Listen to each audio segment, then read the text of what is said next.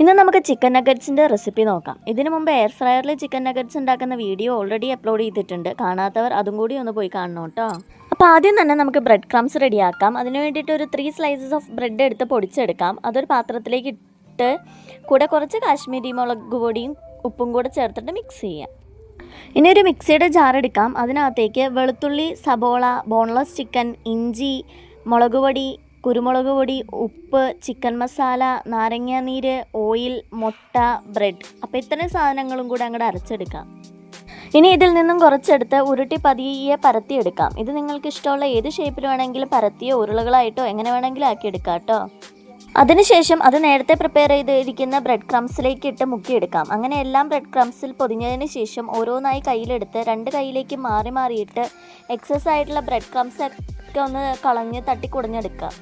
ഇനി ഒരു ചട്ടി അടുപ്പത്തേക്ക് വെച്ച് അതിൽ ആവശ്യത്തിന് ഓയിൽ ഒഴിക്കാം. ഓയിൽ ചൂടായതിനു ശേഷം തട്ടിക്കുടഞ്ഞു വെച്ചിരിക്കുന്ന നഗറ്റ്സ് ഓരോന്നായി ഇട്ട് കൊടുക്കാം. മീഡിയം ഫ്ലെയിമിലിട്ട് വേവിച്ചെടുക്കാം. ഒരു സൈഡ് വെന്തതിന് ശേഷം മറിച്ചിട്ട് മറ്റേ സൈഡും വേവിക്കാം.